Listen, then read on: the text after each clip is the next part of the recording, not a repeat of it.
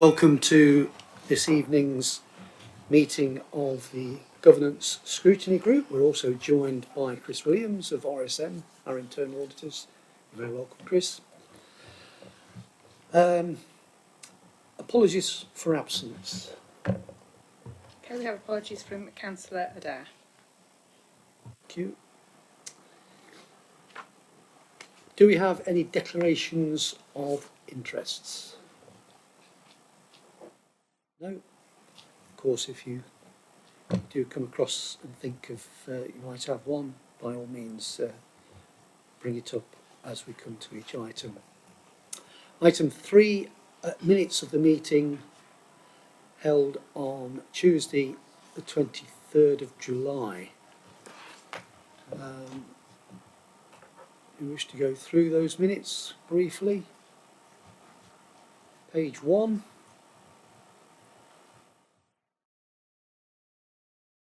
Page 2, page 3,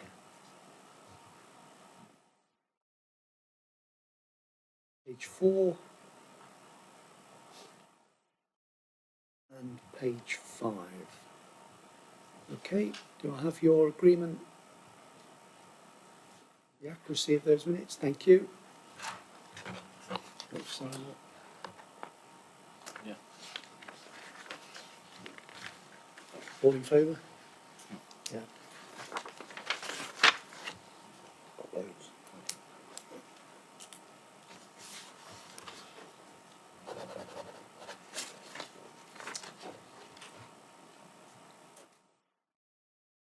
Okay, item 4. Peter. Internal audit. Thank you, Chair. I'm not going to say a great deal because Chris is going to talk through the report.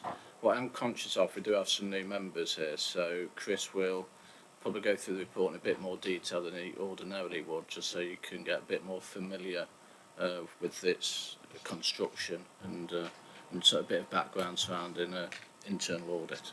Thank you.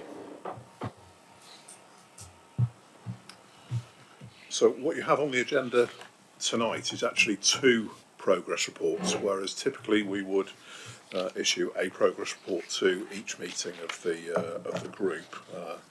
You've got the luxury of 2 tonight, and that's because at the last meeting, although we produced a progress report, we decided that because of the heavy emphasis on the external audit and the final accounts at the last meeting, we pulled the internal audit progress report from that meeting agenda.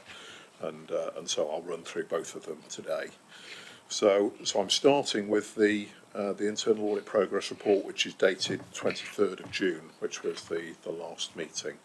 So if I just walk through the various different sections. So we start off with the introduction, which sets out the progress against the plan in the bar chart, as you can see there.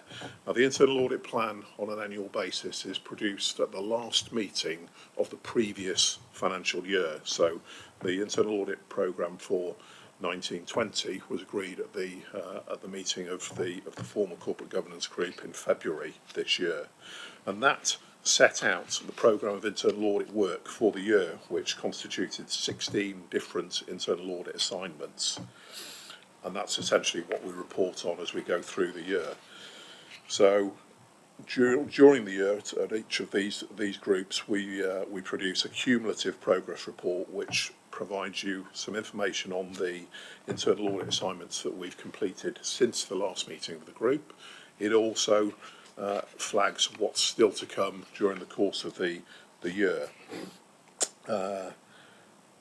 So the programme itself is a series of different internal audit assignments looking at various different risk areas within the council, and each of those audit assignments generates a full internal audit report, which Peter and his management team obviously have access to. What you have here is very much a summary of those individual reports. So just looking at the bar chart on that first page, as you can see, and this is back in July, we were about just under 40% of the way through the programme. So that was pretty much where we intended to be at that stage. But there were still, the blue section there, a number of assignments that were not yet due, and we'll pick some of those up in the second of the progress reports and in future meetings of the group going forward.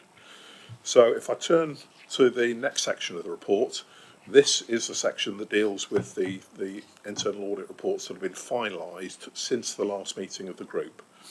So there were 3 internal audit assignment reports that have been completed back in July, and as you can see, when we produce a final internal audit report, the key element for the council and this group is the opinion that's issued, and the graphic there shows you the 4 levels of opinion that we can give as internal auditors on each internal audit assignment, through from no assurance at all, clearly indicating that there are very serious problems in that particular area, through to substantial assurance, which very positively, the 3 audit assignments that we're reporting on here have all attracted substantial assurance.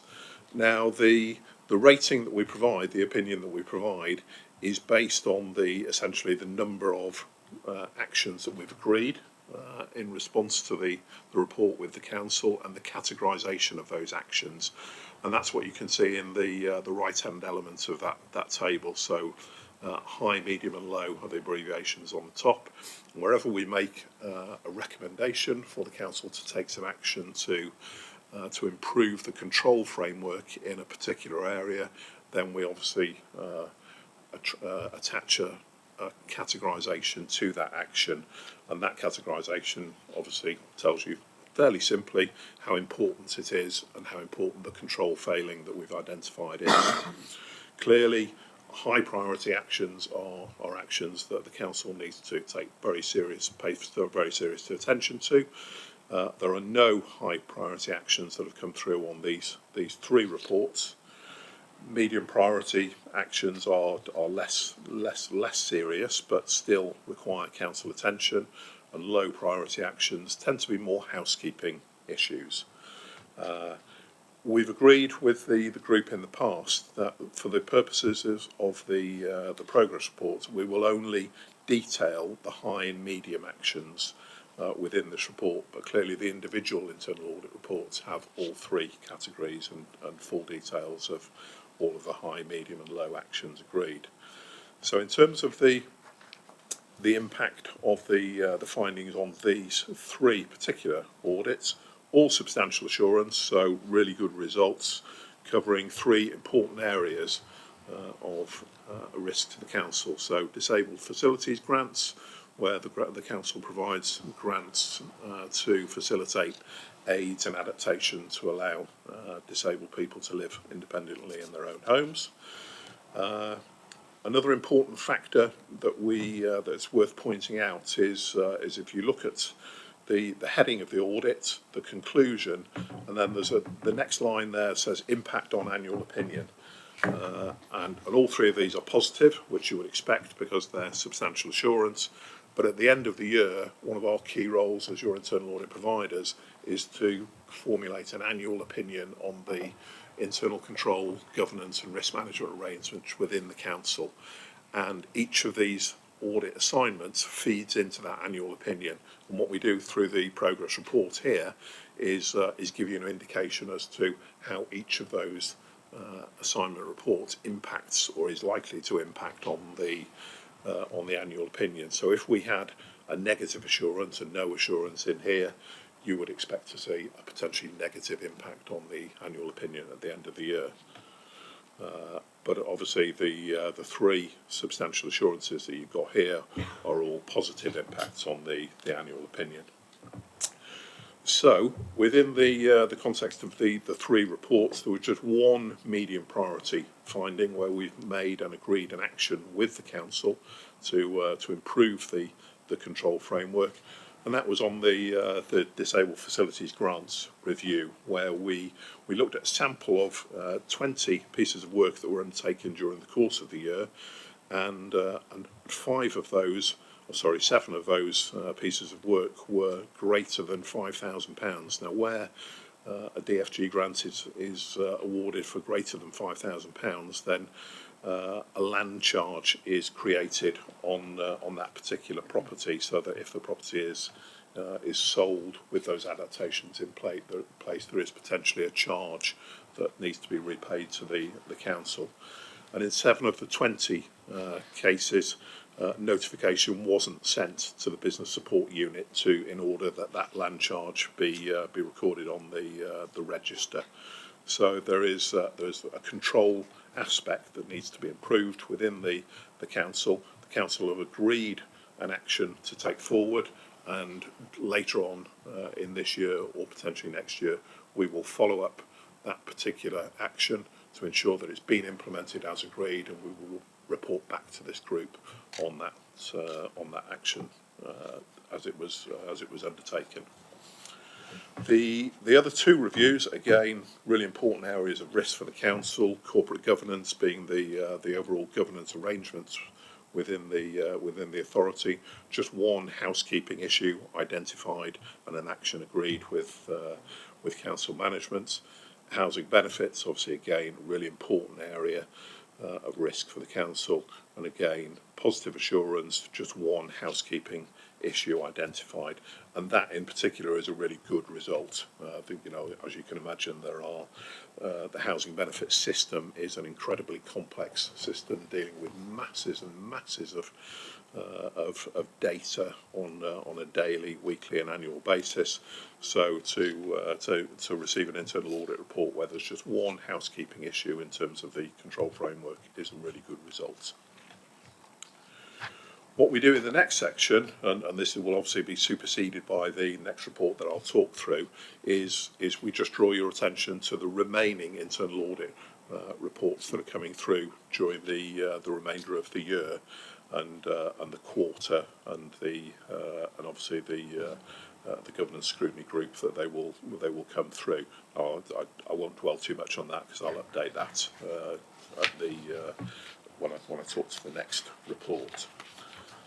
The remainder of the report simply sets out some of our quality assurance aspects. So again, I won't dwell on those.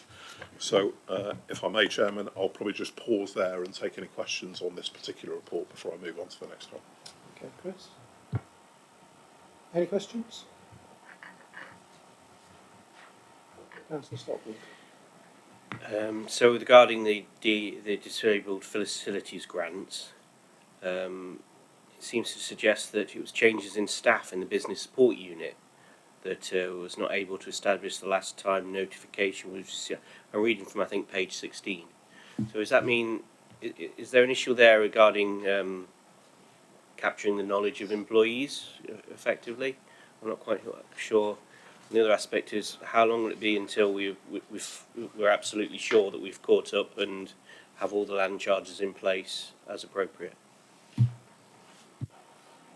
I'll perhaps let Peter deal with the second element of your question, but in terms of the process whereby the business support unit is notified, yes, clearly, when a DFG grant is awarded for more than £5,000, the process should be that is immediately notified to the business support unit. So it shouldn't necessarily be a case of it just sitting in a member of staff's head, and if they leave, then that causes a problem.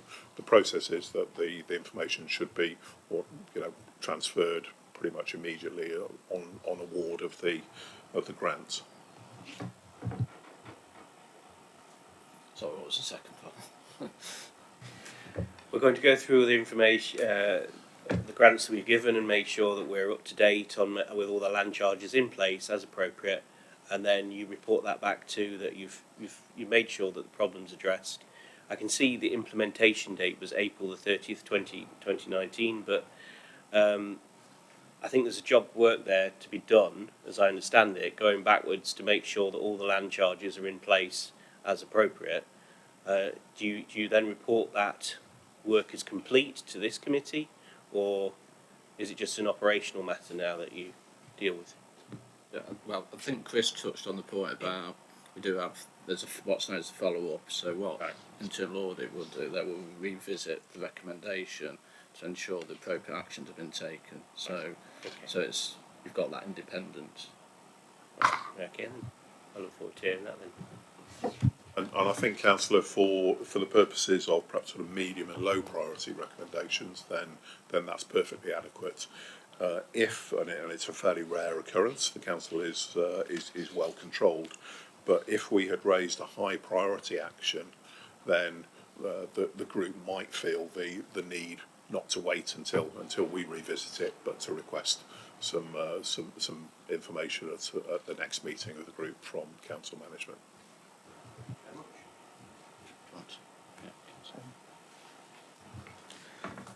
I just wondered what the knock-on effect of the annual opinion rating is, and also when looking at the assignments and working out the annual opinion rating, are all of the assignments equally weighted? No, I think that's a really good question. So, the internal audit programme for the year is part of a 3-year strategy. So there are some elements of the council's control framework that we will look at on an annual basis. So particularly things like council tax, housing benefits, some of the key financial systems. But there are a whole range of periphery areas of activity in the council that we might only revisit sort of once in a 3-year cycle, perhaps twice. And so there is an element of weighting that is translated from the internal audit assignment opinions through to the annual opinion. Sorry, was there a? Oh, sorry. Just on the other part. So what's the knock-on effect of that annual opinion rating? Okay. If that comes in as not the best, what's the effect on that for the council? Okay, so the annual internal audit opinion is a really important piece of information because it gives the public and your stakeholders and wider UK government a very clear indication as to how well the council is controlling its risks, and so it feeds directly into the annual governance statement that the council produces. So it's reflected in the annual report of the council. So it is a really important piece of information. Now, certainly in the last 2 or 3 years, the council has attracted a really positive annual statement of opinion, which is a good place to be. But yes, it does represent one of the most important pieces of year-end information that the council gathers around its core internal audit and risk management arrangements. Just to add to that, the other side effect is that it might incur more work by internal audit or even external audit, and also more costs if there was a poor finding.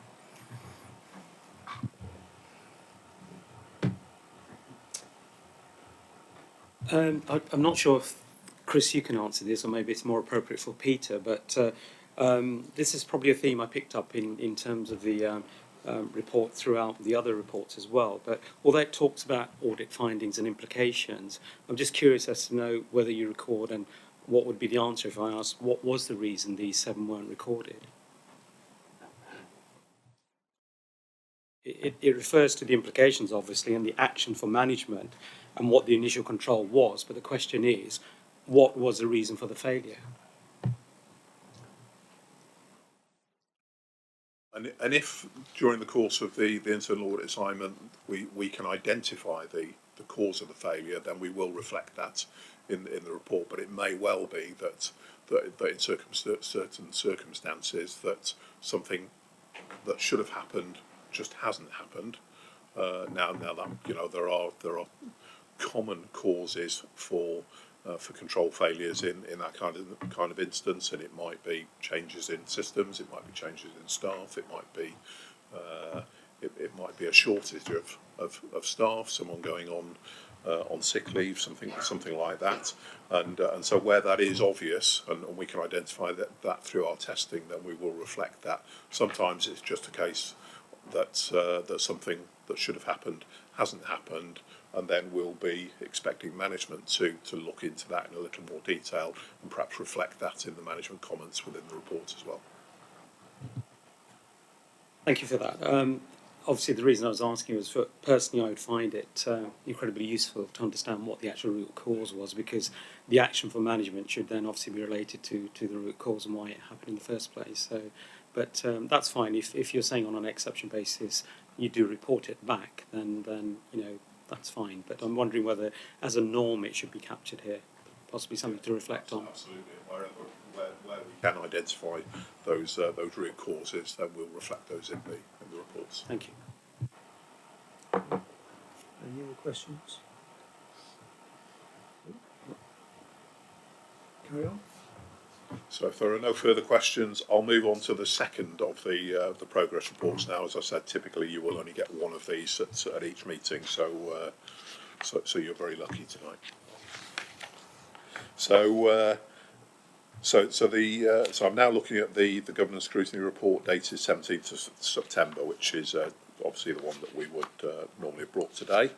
So I'll skip through the sections, just commenting briefly on them. So introduction, you can obviously see the bar chart has moved on, and again we are on schedule to complete the internal audit programme by the end of March, which is always a key target and something that we have delivered together with Peter and his team in recent years. So there are again 3 reports. You'll have to forgive me if you just ignore the very last line in that table, because we actually brought the annual fraud report to the last meeting, so it shouldn't actually appear on here. So my apologies for that.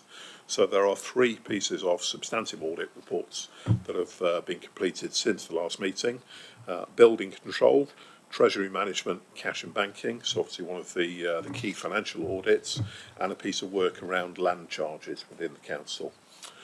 So treasury management, clearly you'll expect Peter and his team to have very close control over the council's treasury, cash and banking arrangements, and as you can see there, the overall opinion was substantial assurance, and very disappointingly for us, we couldn't find anything to make a comment on at all within the internal audit report. Peter's obviously delighted with that. But obviously it's a critical area of finance for the council, so a really good result. Land charges is a team within the council that looks after things like tree preservation orders, listed buildings, conservation areas, or operations within conservation areas, and that kind of area of risk. Again, substantial assurance, and just one housekeeping issue that was reflected within the internal audit report. And again, as I said earlier, we've agreed an appropriate action and a timescale for that particular action, and we'll report back to the committee at a later date on its implementation. So skipping back up to the top of the table, building control is the slight anomaly here, on the basis that it's dipped very slightly down from substantial assurance to reasonable assurance, and that is simply on the basis of the number of actions that we've agreed and the categories of those actions. So there were 3 housekeeping issues raised, again all of which have been agreed by the council with appropriate dates for implementation, but there were 3 medium priority actions that we agreed with the council on the basis of this report. So if I turn over the page, probably important to note that the impact on the annual opinion is still positive, and that's essentially because the opinion that we've issued is above that median line. So if there are reports where we're issuing either partial assurance or no assurance, then there would be a potentially negative impact on the annual opinion. But because it's come in at reasonable assurance, then that's still a reasonably good result, and the overall opinion on impact on the annual opinion is still positive. Nevertheless, we made 3 medium priority actions that have been agreed with the council, and those are set out in the bullet points below there. So the first of those relates to the contracting arrangements. Now, building control and its operations within the council is done on a partnership basis between Rushcliffe, South Kesteven and Newark and Sherwood councils, and there's a partnership arrangement that delivers the building control services across all three councils. Is actually based at South Kesteven over in Grantham. Now, the original contract between those three councils for the delivery was up until the 31st of March 2019. There's been an extension for 1 year of those partnership arrangements, but at the time of the audit, the contract and the deed of variation around that extension hadn't been signed by the three contracting parties. So that's, you know, at the moment, although that doesn't necessarily mean that things are going wrong, it does mean that the council is operating in an arrangement that is not strictly covered by an appropriate contract. So we have agreed an action with the council that should be rectified at the earliest possible opportunity, and as you can see later in the report, the council have put in place actions to deliver that. The second two bullet points deal with some more specific testing that we undertake around the control framework.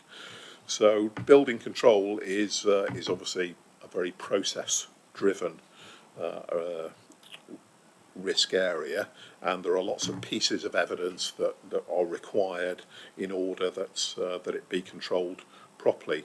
So we pick a sample typically of perhaps 20 applications as we've done here, and we walk all the way through the process to ensure that each piece of evidence, specific piece of evidence, is appropriately recorded or authorised or simply captured, that all of the appropriate notifications are made, and that essentially the file for each building control application stands up and cannot be sort of subject to any challenge. Within the course of those 20 applications, and it's the same sample for each of these, there were a relatively minor number of pieces of evidence that weren't actually on file. Now, as you can imagine, again, it's a bit like housing benefits. There are an awful lot of pieces of paper that need to be captured as part of this system. So it's not untypical for minor lapses in that evidence base. But having said that, it is important because although we're looking at building control on a council-wide basis, clearly, if there's a particular issue on a particular building control application for a particular residence, then it's the most important thing in their life at that particular moment. And if a piece of evidence isn't there, or there's something is open to challenge, then it can cause real problems on a local and personal level. So clearly, where we have identified gaps in the evidence base for any particular application, then we have made specific recommendations and agreed actions with the council such that those areas are examined, the reasons for the gaps in the evidence base are identified, and actions put in place to rectify those particular control errors. And again, for both of those recommendations, actions have been agreed with the council management team in the building control area, and as I said, you can see those later in this particular report. Over the page, looking ahead, a slightly cut down version because we obviously delivered a few more audits since the July progress reports.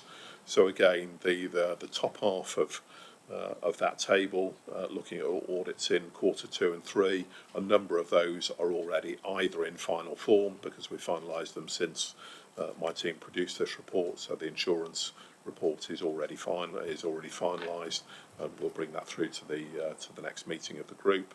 And then there are a range of audits at the bottom of that table that are not yet due and will be delivered over the next few months and reported to subsequent meetings of the group. So on that point, Chairman, I'll take pause and take any questions. Thank you, Chris. Before I bring everyone else in, can I just ask a question myself? 2.1, impact of findings to date. Building control, conclusion, substantial assurance. I take it that's a minor error. It is well spotted, Chairman. My apologies. Any questions?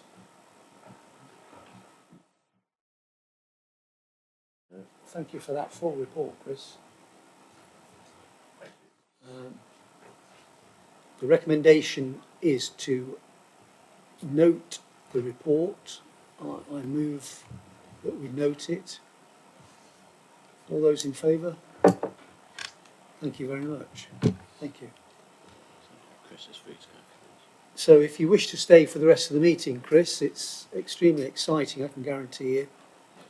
Otherwise, you may have other plans for the evening. He's a Liverpool supporter. What does that mean? Playing tonight. Just one general question, Chris, before you leave us. In terms of the sample sizes that you refer to, whether it's 20 or 7 and so on, what determines the sample size and what is the size of the sample in terms of the total number of applications, for example? Because if you say out of 20 you found 7, let's say, if you were to extrapolate that to 100 or 200 or 300 applications, then what would actually be the trend pattern in terms of the sort of errors you found? Would that be compounded, or, I'm just interested in how you're determining the sample size and so on. And the sample sizes are essentially judgmental samples, so they will be based on the overall size of the population. But the way that our internal audit methodology operates is that there is almost a sort of statistical limit. So if there is a population of perhaps 100 DFG grants, for example, or if there is a population of 1,000, then looking at a sample of 20 will still give you a statistically valid operation. Now, clearly, if there is a high incidence of failures in that, it could lead to us to one of two conclusions: either that we need to extend the sample to investigate it further, or that the information that we already have is indicating a specific problem, and we can report on that at that stage.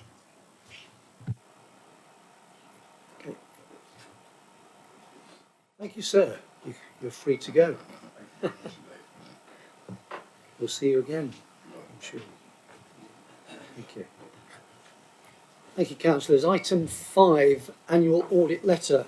Unfortunately, our external auditors, Mazars, are unable to be with us this evening. So, Peter, if you can do your best on this item. Okay, thank you. Yes, I've just to, I suppose, to emphasise, I've expressed my disappointment with the external auditors because they ordinarily should be here presenting this report. Obviously, it's better to hear from them than me, as they are the external auditors. But I have, in correspondence, I've expressed my dissatisfaction on behalf of the group. So rest assured, and hopefully it won't happen again. What I will say is, when you go through this, a lot of this, the audit letter was actually at the last meeting, because a lot of it is focusing on the statement of accounts and the value for money conclusion. So what you will see in any case is a lot of, I suppose, repetition from that particular meeting. But one of the requirements of the external auditors is that they have to produce an annual audit letter, which basically brings a close to the audit. And I suppose if you think what could have happened in theory is when they came to this group towards the end of July, if anything had happened between then and say the 31st of July, then they would have been reporting it in this particular letter. So, albeit that risk is fairly small. So I'll go say quite quickly through it, but obviously I'll take any questions. So it follows their standard template. So they've got a standard template. You look at an annual audit letter for Mazars at any of the authorities in Nottinghamshire, it will follow this same format, but obviously the content might not necessarily be the same. It is a positive report. When you read through it, and I'll just start going through it, in terms of the way the report's structured, obviously if you go to page 39, you've got what's the executive summary. So the idea of the executive summary is you can see a quick highlights of what the issues are and what either positive or negative points are. And therefore, if you don't really want to, you don't have to go through the whole report, which is probably quite pleasing for some of you. But the main thing is there's quite a lot of positive things in there. As you'd expect with auditors, when they say something, it's fairly understated, but understated for us is good in audit terminology. And you can see there it quotes on things like the audit of the financial statements. They give a true and fair view of the council's financial position. And the other big thing in this is what's known as the value for money conclusion. That basically that we have proper arrangements to secure economy, efficiency and effectiveness in the use of resources. So they're the two key points, and not every council will necessarily get positive conclusions. I know of at least one in Nottinghamshire that hasn't had a positive value for money conclusion. So then they talk through the scope of the work, and again most of this is things you would have seen in the last report, so all the information about materiality. So they agree that when they set the audit plan at the start of the year, those sort of the risks surrounding the audit and things like materiality agreed right at the start of the audit. Then they've got the risks, again these have all been reported before, so you see those at page 41, some of the key the risks that they're focused on. And again, as you'd expect, because we've got positive conclusions, there's no issues arising with regards to those key risks. So that carries on, page 42 again. So what they do when they look at key risks, so in terms of statement of accounts, they tend to focus on the big numbers, so things like pensions and plant, property and equipment, they're the two sort of big areas, if you recall from the statement of accounts, they're the big areas that they focus on.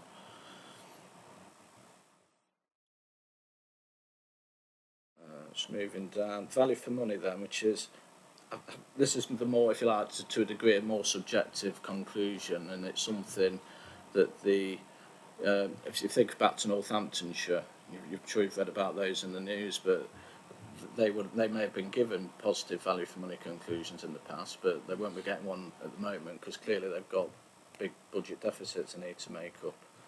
But the value for money conclusion, that's fairly important. And again, they focus on things that they're particularly highlighted when they're at the start of the audit. So they've already been to this group in the audit plan and said these are the things that we do need to look at. And there's no surprise in there, the sort of things that you read about all the time, particularly on commercialisation.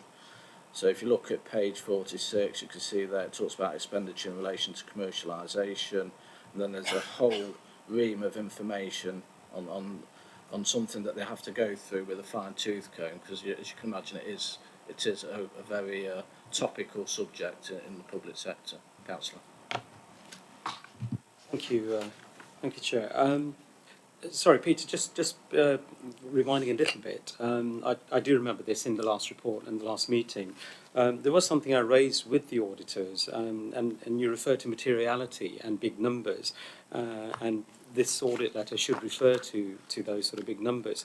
There was, I recall, an error on the depreciation calculations, which amplified when the auditors actually, I can't remember the terminology, unfortunately I haven't got the papers from my last meeting, but that hasn't actually been referred to in the audit letter, so I'm assuming it wasn't material, although it was quite a few £100,000 and well over the trivial threshold. Yeah. So I'm not sure why that isn't here, or I'd be interested to pick it up maybe offline outside of the meeting, because I do recall at the last meeting it was quite a significant figure due to some errors in calculation, which then had to be re-reported, I think. And they don't actually appear in the audit letter, so I'm just, question really is, if it's not material, I understand it's not in here, but applying the definitions, it appeared material to me, so it's more of a clarification. Yeah, okay. I mean, I could pick that up with you after the meeting, but I suppose the issue with depreciation is, in terms of the accounts, it is almost a paper. It's what's known as an in and out figure, so it has no bottom line effect. So in terms of the significance, the value was a few £100,000. I can't remember the exact figure. I don't think it was over the materiality threshold, from what I recall. But again, happy to pick that up after the meeting. Right, okay. But as I say, so that's the value for money. But again, value for money is particularly crucial, and again, but they've given us a positive value for money conclusion, having gone through everything we're doing. But Leanne gets involved on the value for money side, because they do look at the work we do in terms of if we're looking at asset acquisitions, valuations of property, and all of that.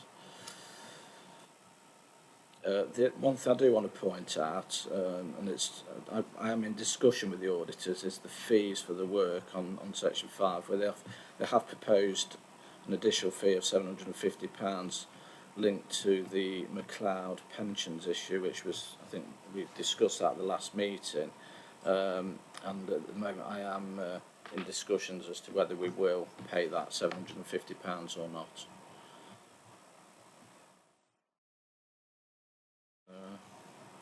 And then there's finally a forward look section, and again it refers to their actually internal audit. It's about working with the auditors, so that there is obviously a link with what internal audit do. If internal audit do find weaknesses, and the external auditors will hone in on those particular weaknesses to drill down a bit further. So, welcome to take any other questions, Chair. Thank you. Okay. Ben? You mentioned Northampton, and it gets mentioned quite a lot, and you said about the they may have had positive value for money statements in the past. What red flags would you expect to see in these sort of reports? I mean, what would Northampton, would these red flags have come up on similar reports as this to Northampton in previous years that were missed, or obviously I know this isn't about our particulars, but let's look out for. No, it's difficult for me to comment on Northamptonshire because I haven't got all the information about Northamptonshire. But one thing I will say is, as a result of Northamptonshire, the auditors are, in a way, have intensified their work and in terms of looking at the sort of issues that perhaps arose with Northamptonshire. So, and the other thing I'd like to point out as well is linked to all of the audit framework. There is, you probably need to just keep an eye out for this, and it may be I'll report back at a later meeting if that's something we need to consider in the audit programme later on. But there is a review of audit standards at the moment, a national review that's being undertaken, and the role of audit and how perhaps it can be strengthened.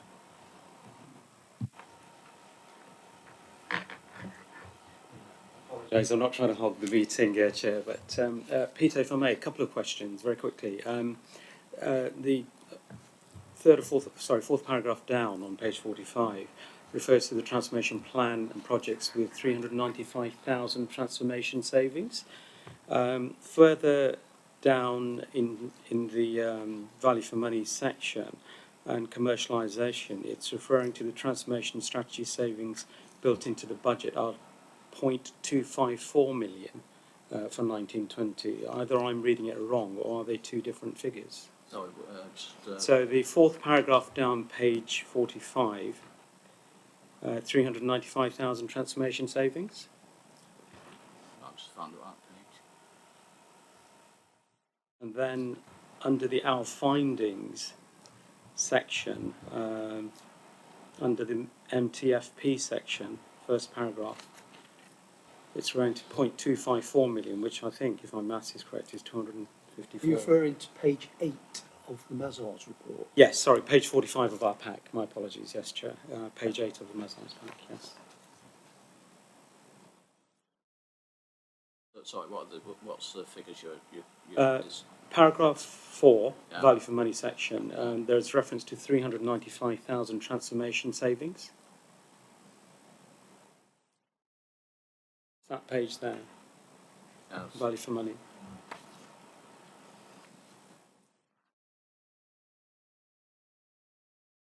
Is it further up, is it? You have to forgive me, I've just got a bit of conjunctivitis. I'm struggling to look at my screen.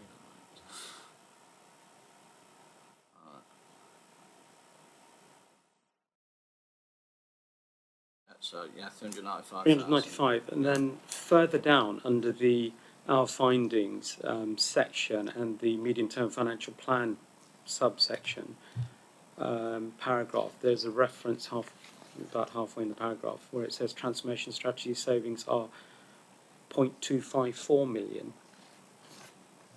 which seems to be a discrepancy if I'm correct, unless I'm reading it completely wrong.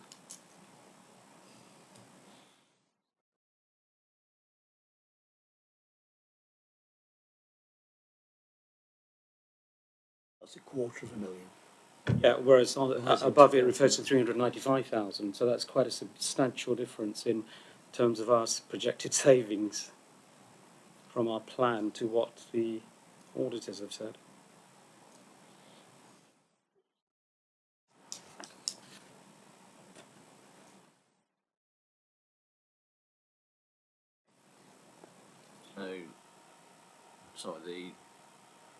So we've got use reserve. Is that the figure quoted in 294? Did you say? In the fourth paragraph. I think the chair has found the figure, the $250,000 or so. That paragraph there. Yeah, I can see the figure. Sorry, say that again. The question is, we are referring to two different figures for transformation savings in our plan and projects, 395 and $250,000 or so, which is a significant difference.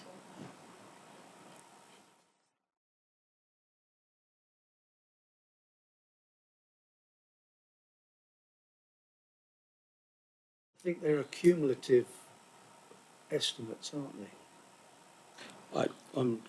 That's the reason for the question. I'm not sure why it's slightly different references there, not slightly significant, but I'm not sure if they're cumulative because it just says the transformation savings for 1920 are 395 and then further down 0.254. The same terminology, transformation strategy savings for 1920.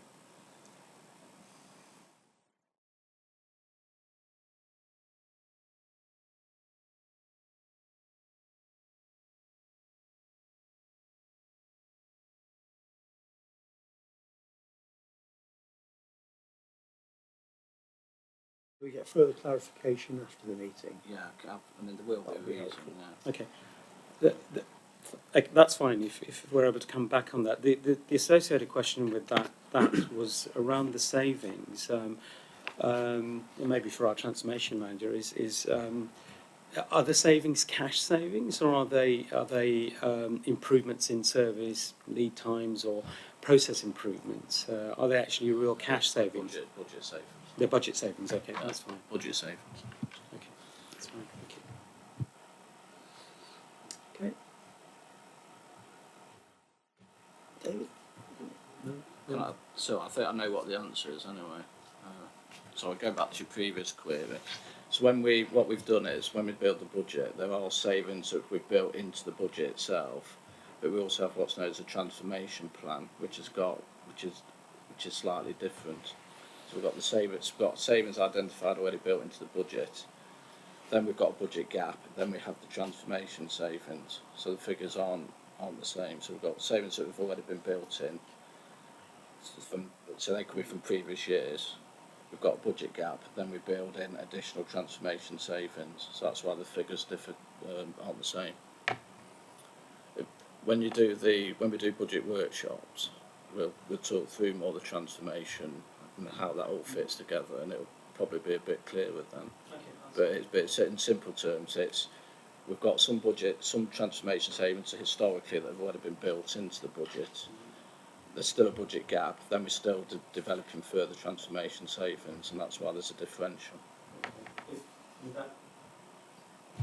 That's fine if that's the rationale. Possibly it could be explained a bit better because it appears as though it's the same figure, the same figure being referenced, because the terminology is exactly the same. We'll pass your comments on to the auditors. Thank you.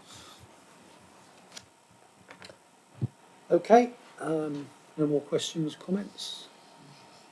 Can I have agreement that we note that report or that letter? Thank you.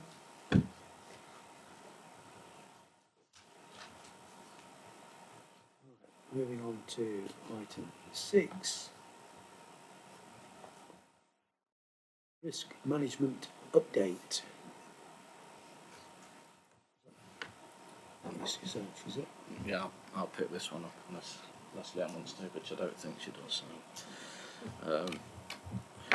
Right, okay, so I think at the last meeting we did have a report on risk management, so this is, I suppose, a further follow-up to that, and we have jigged the programme around a bit. We were going to report this a bit later in, I think it's November's meeting, November or December, so for the next meeting in any case. And we'll talk about the audit plan. There's something else we're going to be putting in, which Leanne will talk about when we talk through the forward programme at the end of the meeting. So hopefully it's a bit more familiar, having looked at some of this at the last meeting. So I will talk through. Going a bit cold now. Let's see. He's fine. Pretending with no jackets on all of a sudden. Yeah. So basically, it's the same format as the last report when we focused on risk management. It highlights, if you go through the reports, it gives you a summary of where the main corporate risks are and what the operational risks are. And then it also then talks about, I suppose the key thing is, since we last reported, what are any of the changes. And I think the thing you have to remember on this is trying to think through, from as much from your own knowledge, is there anything that's happening that might be impacting on the risk register in essence, and that could be local type issues or it could be national issues. So if you look at 3.7, we've added in a risk there to do with the uncertainties with regards to government funding, linked to the fact we've had a 1-year settlement and we've still got a lot of uncertainty going forward in terms of the future years for local government in terms of funding. So that's why that's been added in. And then there's also 3.8 any amendments to risk. So that means if there's change. So when we're looking at risks, you've got if you go to the appendices, you can see. I'll just quickly whiz through to the appendix. So Appendix A, you can see there we've got that basically use a 4x4 sort of scoring system, which I think we've discussed before.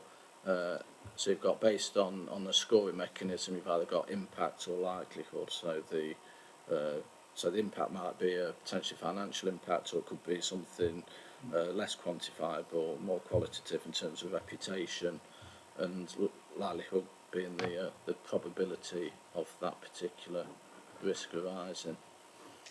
And what we try and do, so obviously you go through and look at all those risks, but we've summarised the key changes at the front of the report. So you can see there at 3.8 there's various changes for different reasons linked to what we know, if there's some change since we've last reported. So you can see there at 3.8 various risks: failure of public sector partnerships, costs of defending appeals for large-scale residential developments, and the partners' closure of buildings where RBC has contact points. So that's linked to the move of the contact centre in West Bridgford. And then there's another little section at the bottom there which talks about administrational changes. So that's just really, in this case, that's to do with where we've had a slight restructure, and it's just moving. So the first one's to do with the resource and waste strategy. Well, in that case it's to do with just a change in description. And then we've got business continuity and emergency planning risks, and that's because Dave Banks is now picking up, the executive manager for neighbourhoods, is now picking up that, rather than before it was under transformation when Kath was picking up that. So there's been just a change in that, and that's all that really means. The report then, just by way of reference, there's then a section on Brexit and emergency planning, and Karen Emery would normally come to this meeting. Unfortunately, she can't make it tonight, but I'm sure she does come when we do present on this again. And she normally does a presentation on where things are, particularly on focusing on emergency planning, but also Karen's heavily involved to do with Brexit, as you can imagine, because that's an emergency planning type issue, given the potential risks surrounding Brexit, particularly at a national level.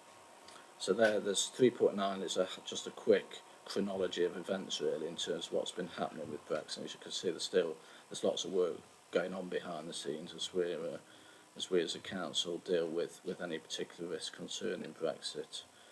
And then from 3.10 is what Karen, so ordinarily the Brexit stuff, if obviously Brexit wasn't happening, that wouldn't be in there, it would be just the normal emergency planning update.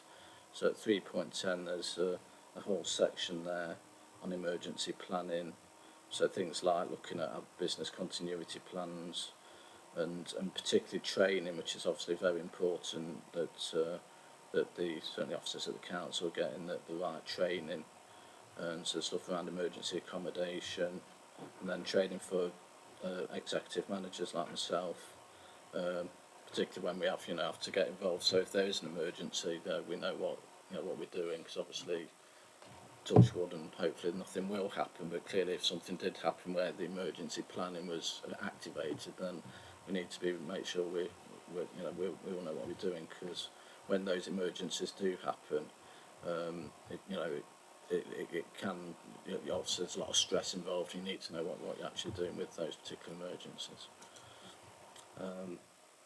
So really, I think your role in terms of when you're looking at, particularly on the risk side, is more about is there anything there that you think, well, actually, why is that particular score that, or is there a risk that should be there that you think is not covered?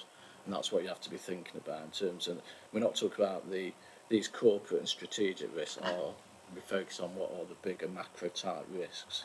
So the purpose of the group really is not to get down into the weeds, if you like. So below this there'll be lots of service planning and service based risks that sit below all of this. But it's really thinking about what are those big type issues, and if we've got things covered.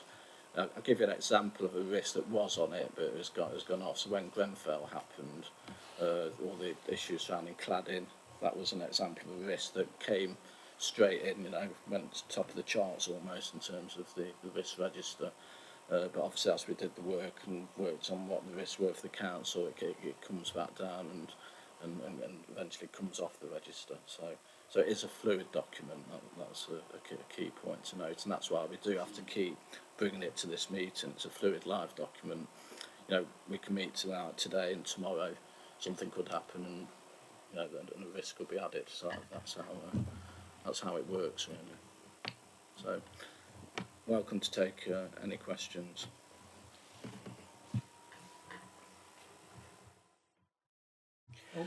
There's 4 red ones. I understand that the first one, revaluation of major business ratepayer, is talking about the power station. Yeah. If they change their business rates, that would be a problem. Central government policy changes, that's an external thing, could happen. Uncertainty around government funding and changes to the business rate system with a 1-year financial settlement, okay, that's an external thing. I'm not quite sure. Inability to draw down Growth Deal 2 funding. That sounds like it's something we have more control over ourselves, not necessarily being driven by an external force or other party. Yeah, it is externally related, so that All right. when it's the basically LEP funding, so the local enterprise partnership. So basically, it's whether we can get sufficient funding, and things like LEP partnerships. In a way, it's sort of linked to Brexit, because those sort of funding, a lot of that funding starts coming from the national picture, and as that shrinks, that there is an impact on that. And so Growth Deal 2, obviously before that would have been Growth Deal 1. So there's like they have rounds of funding from the LEP. And the impact of that is really when in certain schemes. So, for example, Growth Deal 2 would have been earmarked for like Fair and Pastures. So that's now, in this case, isn't required because we've got the housing money, haven't we? I think that's called communities. Sales. No, the Homes England. That's it. Yeah, sorry. Homes England. Yeah. So that's what it is. So it is externally related. Often, that's a good point you make though. Some of these bigger risks tend to be external things and difficult for us to mitigate and manage. But it's much about trying to predict, do sensitivity analysis and that sort of thing, so we can work. So when, for example, when it comes to the funding, for the budget, I do sensitivity analysis surrounding that, and then when we report at budget workshops, there might be a range of, say for business rates, we'll be putting a figure in the budget, but it can go up and down, and we do report that sort of range.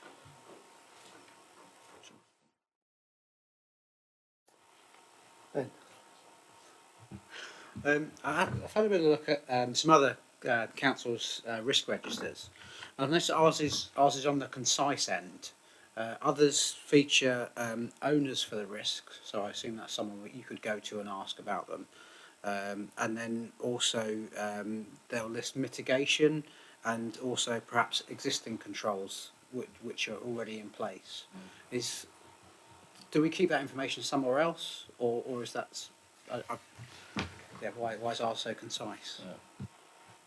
That's why we do well in terms of being a commercial council, because we do like to keep to the point and not overburden everyone with too much information. But I think I made this point, I think, at the last meeting. There is a balance between, we can give you more information. I mean, obviously there's lots more information below these. When these registers go on, there's a form and template completed, and we have something called Covalent, which is the system we use. It's a performance system, and it incorporates risks, and on that it will have things like what a mitigating action is and those sorts of things. So those sort of issues are covered.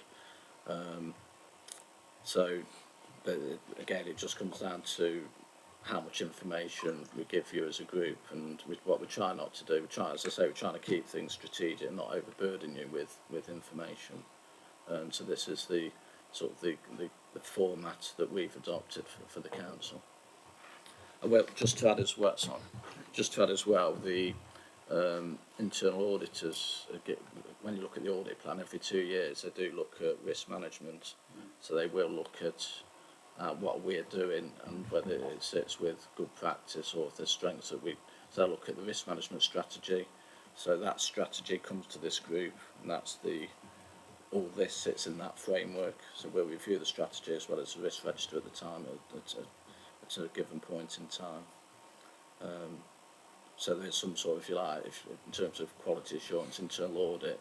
When they do that, from the previous report, the auditors, when they were talking about a positive opinion, risk management, one of the ratings is risk management. That's a specific area that they do focus on.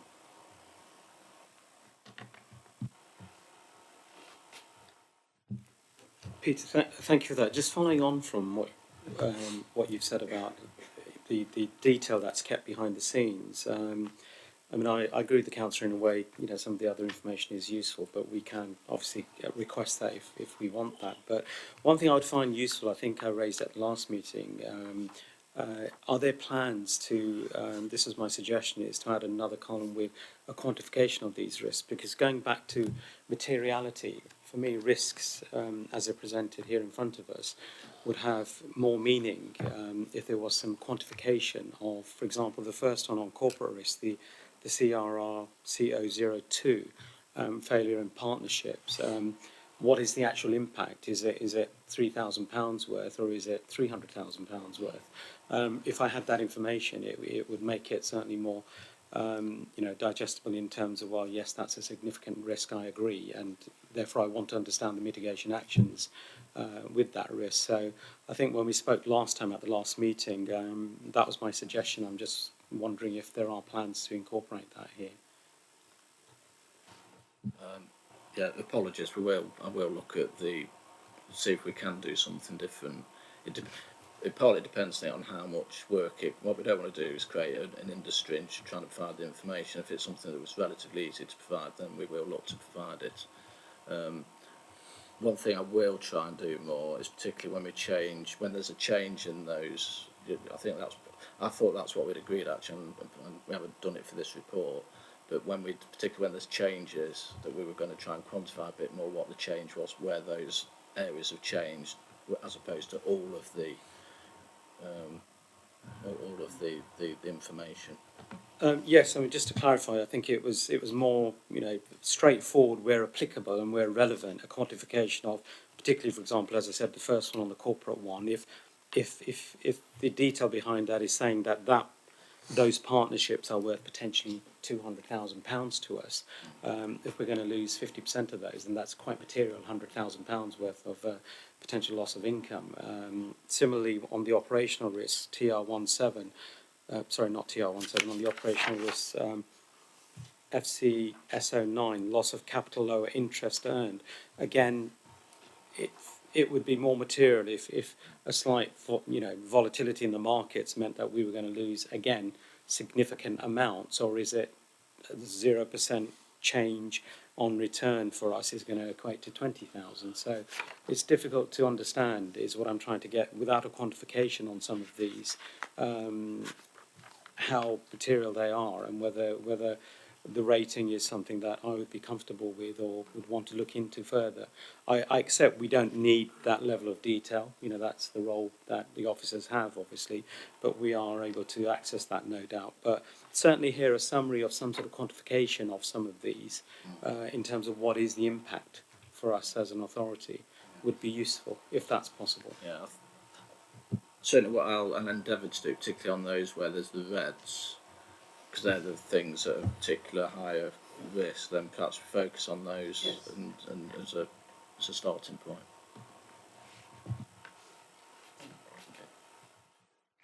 Okay. The recommendations on my page 5, heaven knows what your page is, paragraph 7, recommendation. It's recommended that the contents of this report are noted. B, consideration is given to the actions taken to review the risk management arrangements. And C, the group consider the work of the emergency planning officer and endorse the work of the local resilience forum. I move that. All agreed? And this was actually brought forward a bit quicker than we expected to pad out this agenda, so I think we can expect some changes next time when we come to see it at its expected time of report. Thank you. Okay, if we move on to item 7, asset management plan update, and can I introduce Leanne Ashmore, our Executive Manager for Transformation. Leanne will be now, from after this meeting, our lead officer in future, and will be essentially losing Peter to corporate overview group. So just to add, well, I hate to break it to you, but you will still see him at these meetings, particularly when we're talking about financial information. That's a relief. oh, I thought we got rid of you. Only joking. Leanne. Thank you. This is just a very, very brief update to explain about this item, which is going to be on the forward plan going forward. So it's just to let you know that the council has an asset management plan in place. It is for the period 2014 to 2019, so it's expiring this year. So we're going to refresh that and bring it back to this group in December to have a look at the new plan.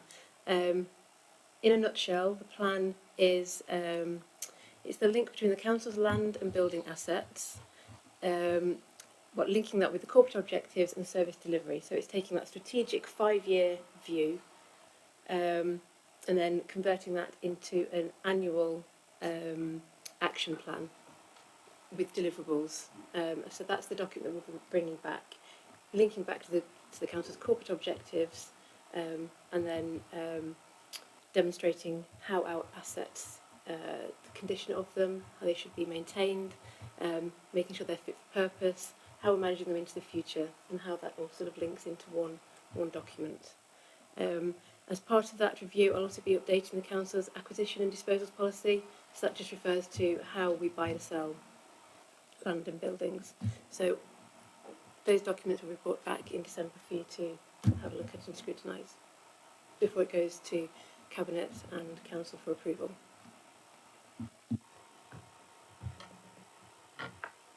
Okay, any questions? No. Thank you. Thank you. Okay, item Where are we now? Item 8, is it? Yeah, Work programme, final item.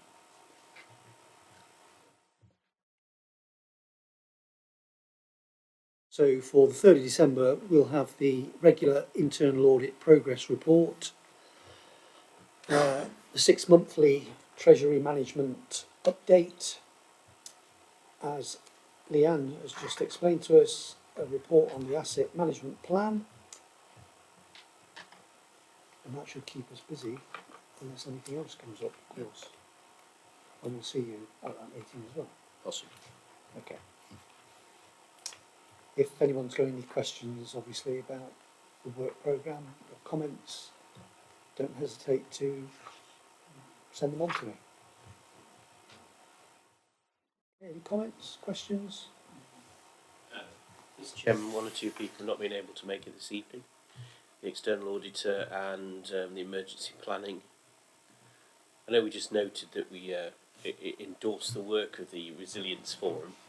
I don't think we discussed it a great deal. Perhaps at some point with those people coming to future meetings.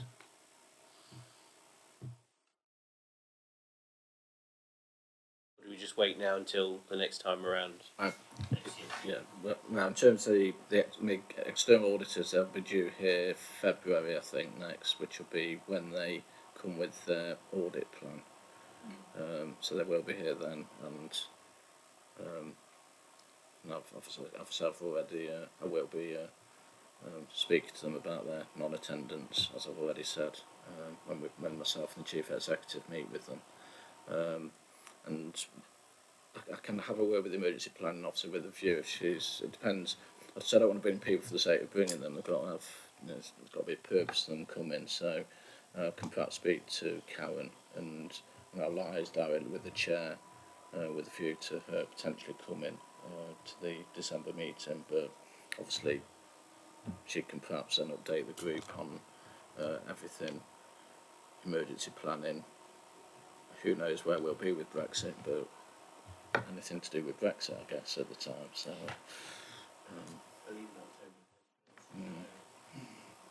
so look to potentially add that to the agenda. Okay. All right. If no more questions and comments, can I bring the meeting to a close at 11 minutes past 8? Thank you very much for your attendance, councillors.